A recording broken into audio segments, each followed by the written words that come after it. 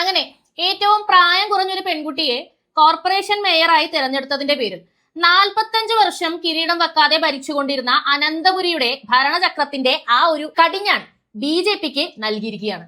ഒന്ന് ആലോചിച്ചു നോക്കുക, 45 വർഷം LDF കയ്യിൽ വെച്ച് ഭരിച്ചിരുന്ന ഒരു നഗരസഭ പിടിപ്പ് കേടുകൊണ്ട് BJPക്ക് മുന്നിൽ അടിയറ വയ്ക്കുന്ന കാഴ്ചയാണ് കഴിഞ്ഞ ദിവസം കേരളം കണ്ടത്. എന്താണ് ഇതിനുള്ള കാരണം എന്ന് ചോദിച്ചാൽ കണ്ണും പൂട്ടി കേരളത്തിലുള്ളവർ പറയും അതിനുള്ള കാരണം ഏറ്റവും പ്രായം കുറഞ്ഞ മേയർ എന്നും പറഞ്ഞുകൊണ്ട് കുറെ കമ്മികൾ പൊക്കിക്കൊണ്ട് നടന്ന ആര്യ രാജേന്ദ്രൻ എന്ന മേയറാണെന്ന്, അവരുടെ കയ്യിലിരിപ്പാണെന്ന്. എന്നാൽ ഇവർക്ക് ഇതൊന്നും ബാധകമായിട്ടുള്ള കാര്യമല്ല. ഇവരുടെ നന്ദി പ്രസംഗം കേട്ടായിരുന്നോ? ഒന്ന് കേട്ടു നോക്കി. ചെറിയ പ്രായത്തിൽ സംഘടനാ രംഗത്തിൽ കൂടി കടന്നു വരുമ്പോൾ അതിൽ നിന്ന് ലഭിച്ച അനുഭവത്തിന്റെ മാത്രം അടിസ്ഥാനത്തിലാണ് കേരളത്തിലെ ഒരുപക്ഷെ രാജ്യത്തെ തന്നെ പ്രധാനപ്പെട്ട നഗരങ്ങളിൽ ഏറ്റവും മേജർ സിറ്റീസ് എന്ന് പറയുന്ന നിലയിലുള്ള 10 ലക്ഷത്തിലധികം ജനസംഖ്യ വരുന്ന ഒരു നഗരത്തിന്റെ ചുമതല വെറും 21 വയസ്സ് പ്രായമുള്ള ഒരു പെൺകുട്ടിയെ ഏൽപ്പിക്കാൻ ഞാൻ വിശ്വസിക്കുന്ന രാഷ്ട്രീയ പ്രസ്ഥാനം തയ്യാറായത്. അതിന്റെ ആണല്ലോ അവർക്ക് കിട്ടിയത്. 45 വർഷം കയ്യിലിരുന്ന സീറ്റ് ദാ പോയിരിക്കുന്നു. ഈ മേയറിന്റെ കയ്യിലിരിപ്പ് കൊണ്ട് തന്നെ ഇലക്ഷൻ പ്രചാരണത്തിന് പോലും ഇവരുടെ തല വെളി കാണിച്ചില്ല എന്നുള്ളതാണ്. കാരണം ഇവരെ വന്നാൽ വോട്ട് ചെയ്യാൻ ഇരിക്കുന്നവർ വരെ മാറ്റിക്കുത്തുമെന്ന് ഉറപ്പായിരുന്നു. അത്രയ്ക്ക് മികച്ചതായിരുന്നു ഈ 21 വയസ്സുകാരിയുടെ പ്രകടനം. ഈ പാർട്ടി ഈ പറയുന്ന പോലെ പാർട്ടിയിൽ പ്രവർത്തിച്ചുള്ള പരിചയത്തിന്റെ ആ ഒരു സമയത്ത് ആ പരിചയമൊക്കെ കണ്ടിട്ടാണ് ഒരു 21 വയസ്സുകാരിക്ക് സീറ്റ് കൊടുത്തതെന്നൊക്കെ പറയുന്നുണ്ട്. എന്നാൽ അങ്ങനെയൊന്നും അല്ല സംഗതി. കഴിഞ്ഞ തവണ ഭരണം കയ്യിൽ നിന്ന് പോകുമെന്നായപ്പോ ഒരു റെക്കോർഡും കൂടി ഇട്ടേക്കാന്ന് വിചാരിച്ചിട്ട് ഏറ്റവും പ്രായം കുറഞ്ഞ ഈ പെൺകുട്ടീനെ എടുത്ത് അന്ന് മേയർ ആക്കിയേ ഉള്ളൂ. എന്നാൽ അവിടെ നിന്നും കാര്യങ്ങൾ മാറി മറിഞ്ഞു. ഇപ്പൊ പറയുന്നത് കേട്ടില്ലേ, 10 ലക്ഷം പേര് ജനസംഖ്യയുള്ള ഒരു കോർപ്പറേഷന്റെ ഭരണം എന്നൊക്കെ ഈ പറയുന്നത് പോലെ പുള്ളിക്കാരി ഇതിലോട്ടൊക്കെ അങ്ങ് കയറി ഇരുന്നപ്പോ ആളാകെ മാറി എന്നുള്ളതാ. ഒരുപാട് പേര്, അതായത് കമ്മ്യൂണിസത്തെ കൊടി പിടിക്കുന്ന അതിനോട് യോജിക്കുന്ന വ്യക്തികൾ വരെ ഇവര് ചെയ്യുന്നത് ശരിയല്ല എന്ന് വിമർശിച്ചുകൊണ്ട് രംഗത്ത് വന്നിരുന്നു. ഒരുപാട് ഉദാഹരണങ്ങളുണ്ട്. ഞാനിപ്പോ ഒരു ഇമേജ് കാണിക്കാം. ഈ കാലഘട്ടത്തിന്റെ ഉള്ളിൽ ഈ മേയർമ്മ നടത്തിയ തട്ടിപ്പുകളുടെ അല്ലെങ്കിൽ അഴിമതിയുടെ കാര്യങ്ങളെ എടുത്തു പറയുന്ന ഒരു ഇമേജാണ്. അഴിമതിയിൽ മുങ്ങിയ 5 വർഷം, വീട്ടുകരം തട്ടിപ്പ്, പട്ടികജാതി ഫണ്ട് തട്ടിപ്പ്, കിച്ചൺ ബിൻ അഴിമതി, പിൻവാതിൽ നിയമന തട്ടിപ്പ്, പൊങ്കാല തട്ടിപ്പ്, മൊബൈൽ മോർച്ചറി തട്ടിപ്പ്, ലാപ്ടോപ്പ് അഴിമതി, വാഹന വാടക തട്ടിപ്പ്, LED ലൈറ്റ് തട്ടിപ്പ്, അങ്ങനെ പോകുക. നിസ്സാരമൊന്നുമല്ല. ഈ പ്രസംഗത്തിൽ ഇതിനെപ്പറ്റി എടുത്തു പറയുന്നുണ്ട്. അതൊന്ന് കേട്ടു നോക്കിയേ. എന്നിൽ എന്ത് കഴിവുണ്ട് എന്ന് ഒരു പക്ഷേ ഞാൻ തിരിച്ചറിഞ്ഞ ഒരു കാലഘട്ടം കൂടിയാണത് എന്നെനിക്ക് സ്വയം ഞാൻ ബോധ്യപ്പെടുകയാണ്. അപ്പൊ ഞാനൊരു വലിയ ആളായത് കൊണ്ടല്ല. അതെ അതെ അതെ അതെ അതെ എന്ത് കഴിവുണ്ട്, എത്രത്തോളം കഴിവുണ്ട്. കുറഞ്ഞ കാലഘട്ടത്തിനുള്ളിൽ ഇങ്ങനെ അഴിമതി നടത്താൻ 21 വയസ്സുള്ള ഒരു പെൺകുട്ടിക്ക് ചില്ലറ കഴിവ് പോരാ. അത് ഇങ്ങനെ ബോധ്യപ്പെട്ട് വരികയാണ്. മനസ്സിലായില്ലേ? പാർട്ടി തന്നെയാണ് ഇതിന് താക്കോലും താഴും എല്ലാ കാര്യങ്ങളും സ്പോൺസർ ചെയ്തത്.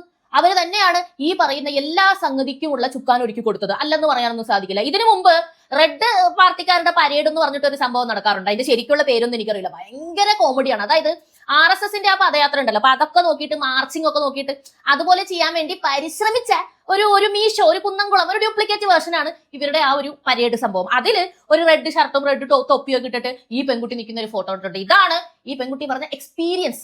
ആ എക്സ്പീരിയൻസിൽ നിന്നും ആ മാർച്ച് ചെയ്തിട്ട് നേരെ പോകുന്നത് മേയറുടെ സീറ്റിലോട്ടാ. അവിടെ നിന്ന് അങ്ങോട്ട് കേറിയ അഹങ്കാരത്തിന്റെ കളികൾ കേൾക്കണോ?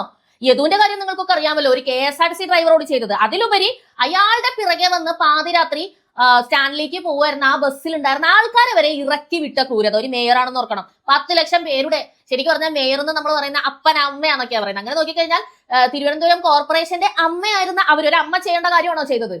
അവരിറക്കി വിടുകയാണ് ചെയ്തത്.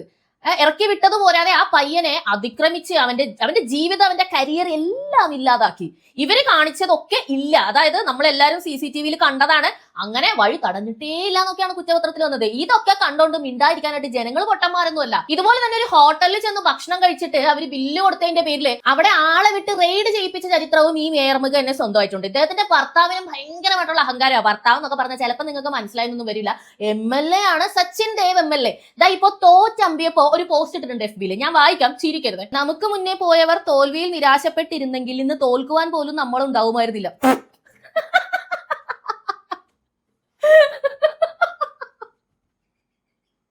ഒരിക്കൽ ചെഗ്വേര ഫിദൽ കാസ്ട്രോയോട് പറഞ്ഞു. അതിനുശേഷം കേട്ട കിടിലെ കോമഡി ഇതാ. എങ്ങനെ സാധിക്കുന്നു എനിക്ക് മനസ്സിലാകുന്നില്ല. ചക്കിക്കൊത്ത ചങ്കരൻ എന്ന് കേട്ടിട്ടല്ലേ ഉള്ളൂ. ആ കണ്ടോ, ഈ ഭാര്യയുടെ ഈ പറയുന്ന മികവും കഴിവും കാര്യങ്ങളും ഒക്കെ കൊണ്ട് ഇത്തവണ സീറ്റ് കൊടുത്തില്ല എന്ന് മാത്രമല്ല, മറ്റ് സ്ഥാനാർത്ഥികൾക്ക് വേണ്ടി ഇലക്ഷൻ പ്രചരണത്തിന് ഇറങ്ങാൻ പോലും പാർട്ടി സമ്മതിച്ചില്ല. അത്രയ്ക്കുണ്ട് പേരും പെരുമയും. അപ്പൊ കുറെ പേര് പറഞ്ഞത് സീറ്റ് കൊടുക്കാത്തത് നിയമസഭയിൽ കൊണ്ടുവന്ന് പുള്ളിക്കാരിനെയും MLA ആക്കി വാഴിക്കാൻ വേണ്ടിയിട്ടാണ്. ഏത് അങ്ങനെ ഒരു കാര്യം കൊണ്ടാണത്. പക്ഷെ കേട്ടിടത്തോളം ഈ 21 വയസ്സുകാരി സത്യത്തിൽ രാഷ്ട്രീയത്തിൽ കയറി ഒരു 50-55 വയസ്സ് കഴിഞ്ഞ് സീറ്റ് കിട്ടിയാൽ ഒരു മനുഷ്യൻ ചെയ്യാവുന്ന അഴിമതിയുടെ 2 ഇരട്ടിയാണ്. ചില്ലറയൊന്നും അല്ല, മനസ്സിലായില്ലേ? ചില്ലറ തലയൊന്നും അല്ല എന്നുള്ളതാ. ഇപ്പൊ ഈ പറയുന്ന ആറ്റുകാൽ പൊങ്കാലയുടെ ആ ഒരു ചെങ്കല്ല് പോലും മറിച്ച് വിറ്റിട്ടുണ്ടെന്നുണ്ടെങ്കിൽ ഈ ചില്ലറ മോളാന്നാണോ? അല്ലെങ്കിൽ ഇവർക്ക് അങ്ങനത്തെ ദൈവഭയമൊന്നും ഇല്ലല്ലോ. ഇവർക്ക് ഈ പറയുന്ന ശബരിമല സ്വാമിയുടെ സ്വർണം, അമ്പലത്തിലെ സ്വർണം, പൊങ്കാല വെച്ച കല്ല്, ഇങ്ങനെയുള്ള കാര്യങ്ങളൊക്കെ കട്ടുവിൽക്കുന്ന ആ ഒരു ടോട്ടൽ കൂട്ടത്തിലെ ചെറിയ പ്രായമുള്ള എന്നാൽ വലിയ രീതിയിലുള്ള അഴിമതി ചെയ്ത ഒരു വ്യക്തിയാണ് ഇവർ. അതുകൊണ്ടാണ് ഇവരെ ഇപ്പൊ മാറ്റിവെച്ചത്. 45 വർഷത്തിന് ശേഷം തിരുവനന്തപുരം കോർപ്പറേഷൻ BJPയുടെ കയ്യിലേക്ക് പോകുമ്പോൾ മനസ്സിലാക്കേണ്ട ഒരു സംഗതിയുണ്ട്. നിങ്ങൾ ഇത്രയും നാളും കരഞ്ഞുകൊണ്ടിരുന്നത് ചാണകത്തിൽ ചവിട്ടില്ല, കേരളം ചാണകത്തിൽ ചവിട്ടില്ല, ഇത് ഗുജറാത്ത് അല്ല, ഇത് കേരളമാണ് എന്നൊക്കെ കരഞ്ഞുകൊണ്ടിരുന്ന വ്യക്തികളെ ഇന്ന് BJPയുടെ വോട്ട് ഷെയർ അതുപോലെ സീറ്റുകളുടെ നില എന്താണെന്നറിയാമോ? മൊത്തം കോർപ്പറേഷനുകളിൽ മാത്രം വന്നിട്ടുള്ള സീറ്റ് വർധനയുടെ ഒരു പോസ്റ്റർ ഞാൻ കാണിക്കാം. BJP NDA 2025 കോർപ്പറേഷൻ സീറ്റ് വർധന. തിരുവനന്തപുരം 2020 35 സീറ്റ്, 2025 50 സീറ്റ്, കൊല്ലം 6 സീറ്റ്, ഇപ്പോൾ 12 സീറ്റ്, കൊച്ചി 5 ആയിരുന്നത് 6 ആയി, തൃശ്ശൂര് 6 ആയിരുന്നത് 8 ആയി, കോഴിക്കോട് 7 ആയിരുന്നത് 13 ആയി, കണ്ണൂര് 1 ആയിരുന്നത് 4 ആയി. ചാണകം ചവിട്ടാതെ ആണോ ഇരിക്കുന്നത്? എനിക്ക് അറിയാൻ മേലാത്തോണ്ട് ചോദിക്കുക. ഇത് കോർപ്പറേഷന്റെ മാത്രം കണക്കാണ്. എത്ര മുനിസിപ്പാലിറ്റി, എത്ര പഞ്ചായത്ത്. തൃപ്പൂണിത്തുറ പഞ്ചായത്ത് അടക്കം BJP പിടിച്ചു. ഹേ, നിങ്ങൾ വിചാരിക്കണത് പോലല്ല. എന്നിട്ട് ഒരുപാട് പേര് പറയുന്നത് BJPയുടെ ഈ വളർച്ച ഭയപ്പെടുത്തുന്നു. എന്തിനാ നിങ്ങളെ ഭയപ്പെടുത്തുന്നേ? ഞാൻ പറയട്ടെ, ഞാനൊരു 3 വർഷത്തോളമായി ഈ പണി തുടങ്ങിയിട്ട്. ഈ 3 വർഷമായിട്ട് CPMനെതിരെ അല്ലെങ്കിൽ CPM സർക്കാരിന്റെ കെടുകാര്യസ്ഥതയ്ക്കും ജനങ്ങളെ ബുദ്ധിമുട്ടിപ്പിക്കുന്ന ഓരോ കാര്യങ്ങൾക്കുമെതിരെ ഞാനൊക്കെ സംസാരിക്കുമ്പോ ഇപ്പോ ഭയപ്പെടുത്തുന്നു അല്ലെങ്കിൽ ഇപ്പൊ ഇങ്ങനൊക്കെ സംഭവിച്ചല്ലോ എന്ന് പറഞ്ഞിരുന്ന കുറെ ആൾക്കാര് അങ്ങനെ ഒന്നും ഇല്ല, CPM വിരോധം കൊണ്ടാണ് ഇതൊക്കെ സംസാരിക്കുന്നത് എന്നാണ് ഇവിടെ പറഞ്ഞുകൊണ്ട് നടന്നത്. നവംബർ 1 അതിദാരിദ്ര്യത ഇല്ലാതാക്കിയെന്ന് വരെ പറഞ്ഞ് ഇവിടത്തെ ജനങ്ങളെ നിങ്ങൾ പൊട്ടന്മാരാക്കിയില്ലേ? പട്ടിണി കിടക്കുന്ന ജനങ്ങൾ മുഖത്തോട് മുഖം നോക്കുമായിരുന്നു. അല്ല, അപ്പൊ നമ്മളൊന്നും അതിദാരിദ്രരല്ലേ? നമുക്കൊക്കെ എന്ത് ചെയ്തു വന്നിട്ടാ ഇവര് ആഘോഷിക്കുന്നതെന്ന്. 1 കോടി രൂപ അത് ആഘോഷിക്കാൻ വേണ്ടി പൊട്ടിച്ചു കളഞ്ഞ നിങ്ങൾക്ക് ഇനി ജനങ്ങൾ വോട്ട് ചെയ്യണം. തിരുവനന്തപുരം എന്ന് പറയുന്നത് കേരളത്തിന്റെ തലസ്ഥാനം, അനന്തപുരി. നിങ്ങളൊന്ന് ആലോചിച്ച് നോക്കുക. ഇവര് പറഞ്ഞ പോലെ തന്നെ 10 ലക്ഷം പേരുള്ള ആ നാടിന്റെ അവസ്ഥ എന്താണെന്ന് അറിയാമോ? ബാഴ്സലോണ ആക്കി തരാമെന്ന് പറഞ്ഞുകൊണ്ട് തുടർച്ചയായിട്ട് ഒരാൾ MP ആയിട്ട് ഇരിപ്പുണ്ട് UDFന്റെ ഭാഗത്തുനിന്ന്. ആ വോട്ട് ചെയ്യുന്ന സമയത്ത് വരും, എന്നിട്ട് ഇങ്ങനെ വോട്ടിന് വേണ്ടി പ്രസംഗിക്കും. വോട്ട് കിട്ടുന്നു, പോകുന്നു. പിന്നെ അടുത്ത 5 വർഷം കഴിഞ്ഞ് പിന്നെ വോട്ട് ചോദിക്കാൻ വരും. അല്ലാണ്ട് 10 പൈസന്റെ പ്രയോജനം നിങ്ങൾക്കുണ്ടോ? ഇല്ല. ഒരു മഴ പെയ്തു കഴിഞ്ഞാൽ തിരുവനന്തപുരത്തിന്റെ അവസ്ഥ എന്താ? ഈ പൊങ്കാല ആയിക്കോട്ടെ, ഈ IFFK ആയിക്കോട്ടെ, ഇതുപോലത്തെ സംഗതികളൊക്കെ വന്നു കഴിഞ്ഞാൽ അവിടെ താമസിക്കുന്ന മനുഷ്യർക്ക് വഴി നടക്കാൻ പറ്റുമോ? എന്ത് നിങ്ങൾ ഉണ്ടാക്കി എന്ന് മേയറോട് ചോദിക്കില്ലേ? കൊച്ചിയിലെ മേയറോട് ഞങ്ങൾ ചോദിച്ചുകൊണ്ടിരിക്കുവായിരുന്നു. കൊച്ചിയിൽ ഇപ്പോൾ UDF ആണ് പിടിച്ചിരിക്കുന്നത്. ഭരണവിരുദ്ധ വികാരമാണ്.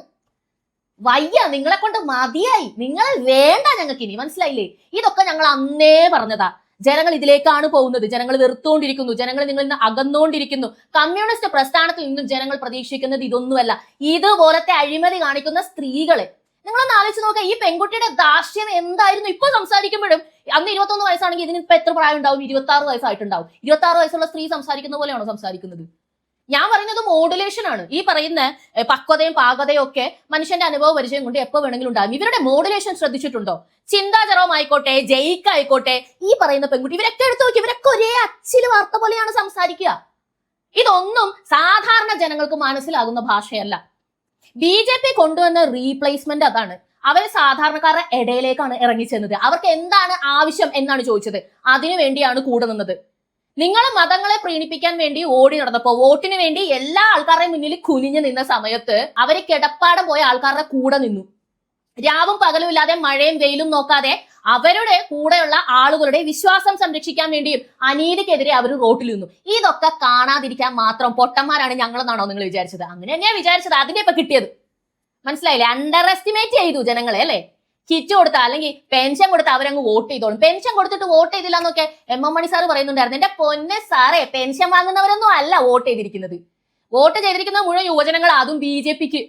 അവർ ഇത്തവണ വോട്ട് ചെയ്യാൻ റെഡിയായി വന്നു. ഈ കഴിഞ്ഞ സമയങ്ങളിൽ മുഴുവൻ അവർ വോട്ട് ചെയ്യുന്നുണ്ടായിരുന്നില്ല. കാരണം എന്താന്ന് വെച്ചാൽ BJPയോട് അനുഭാവം ഉണ്ടെങ്കിലും മോദിയോട് അനുഭാവം ഉണ്ടെങ്കിലും അവർ വിചാരിച്ച പോലെ കേരളത്തിലെ BJP ഉയർന്നു വന്നിട്ടുണ്ടായിരുന്നില്ല. എന്നാൽ ഇപ്പോ കാര്യം മാറി. ഏറ്റവും താഴെക്കിടയിൽ മുതൽ ഏറ്റവും മേളിൽ വരെ സംഘടന ശക്തിപ്പെട്ടു. നമുക്കൊരു നേതാവുണ്ട്, നമ്മൾ പറഞ്ഞ കാര്യങ്ങൾ ഇവിടെ നടക്കും. അങ്ങനെ ഇവിടത്തെ കാറ്റ് മാറി വീശിയതോടുകൂടി യുവജനങ്ങൾ ഇറങ്ങി വന്ന് വോട്ട് ചെയ്തതിന്റെ ഫലമാണ് BJPക്ക് ഇപ്പൊ കിട്ടിയിരിക്കുന്ന വർധനവ്. UDF ജയിച്ചു എന്നാണോ വിചാരം? UDF ഇപ്പൊ കുറെ സ്ഥലത്തൊക്കെ കയറിയിട്ടുണ്ട്. അതിനർത്ഥം അടുത്ത നിയമസഭയിൽ UDF ജയിക്കും എന്നാണെന്ന് പറയുന്ന കുറെ ആൾക്കാരുണ്ട്. നിങ്ങൾ വിചാരിക്കുന്നുണ്ടോ UDF ജയിച്ച് കയറി UDFന്റെ ഒരു മുഖ്യമന്ത്രി ഒക്കെ ആയിട്ട് കയറി ഇരുന്ന് കഴിഞ്ഞാൽ ഈ CPM-കാർ റോട്ടിലിറങ്ങി ഉണ്ടാക്കുന്ന എന്തെങ്കിലും പരിപാടിക്ക് ഇവരെ കൊണ്ട് പ്രതിരോധിക്കാൻ പറ്റുമെന്ന്? അറ്റ്ലീസ്റ്റ് ഖജനാവ് പൂച്ച വെച്ച് കിടക്കുന്ന രീതിയിലാക്കിയിട്ടാണ് പിണറായി വിജയൻ ഇറങ്ങുന്നത്. എന്ത് ചെയ്യാനാ? സതീശൻ ആയിക്കോട്ടെ, ഈ പറയുന്ന രമേശ് ചെന്നിത്തല ആയിക്കോട്ടെ, എന്ത് ചെയ്യാനാ? കോൺഗ്രസിന്റെ കയ്യിൽ ഫണ്ട് ഉണ്ടോ? എടുത്തിട്ട് പെരുമാറാൻ എന്തെങ്കിലും ഉണ്ടോന്നാ ചോദിക്കുന്നത്. കേരളം ഓൾറെഡി കടത്തില്ല, ഇനി കടം കിട്ടത്തൊന്നുമില്ല. ഇവരെന്ത് ചെയ്യും എന്നുകൂടി നിങ്ങൾ ചിന്തിക്കണം. ഇപ്പൊ കിട്ടിയിരിക്കുന്ന UDFന് കിട്ടിയിരിക്കുന്നതെല്ലാം ജമാഅത്ത് ഇസ്ലാമിയുടെ പിന്തുണയോടുകൂടി നേടിയ വോട്ടുകളാണ്. അങ്ങനെയാണ് മലപ്പുറത്ത് 33-ൽ 30 പേരും മുസ്ലിം ലീഗുകാരാണ്, അതിൽ ഒരുപാട് പേര് ജമാഅത്ത് ഇസ്ലാമിക്കാരാണ്. ഇതൊന്നും നിങ്ങളെ പേടിപ്പിക്കുന്നില്ല. BJPയുടെ വളർച്ച നിങ്ങളെ ഭയക്കുന്നു അല്ലെങ്കിൽ പേടിപ്പിക്കുന്നു എന്നാണെങ്കിൽ അത് നിങ്ങളുടെ നിലനിൽപ്പ് ഇല്ലാതാകുമെന്നുള്ള ഭയമാണെന്നുള്ളത് ഞങ്ങൾക്ക് മനസ്സിലാവുന്നുണ്ട്. നോക്കൂ, കർണാടകയിൽ BJP ഭരിച്ചിരുന്ന സമയത്ത് അഴിമതിയിൽ മുങ്ങിയ ആ സർക്കാരിനെ ചൂലെടുത്ത് വെളിക്കളഞ്ഞ ആൾക്കാർ. BJP ആയാലും കോൺഗ്രസ് ആയാലും കമ്മ്യൂണിസ്റ്റ് ആയാലും ജനങ്ങൾക്ക് അതൊരു വിഷയമല്ല. പക്ഷേ അവരെ പറ്റിച്ചുകൊണ്ട് അങ്ങോട്ട് വാഴാമെന്ന് വിചാരിക്കരുത്. ഒരുപാട് നാളൊന്നും വാഴിക്കത്തില്ല. ഹിറ്റ്ലറും വാണിട്ടില്ല, മുസോളിനിയും വാണിട്ടില്ല, ഇനി ഒരാളും വാഴാനും പോകുന്നില്ല. തുടർന്ന് കാണുക പോളി ന്യൂസ്.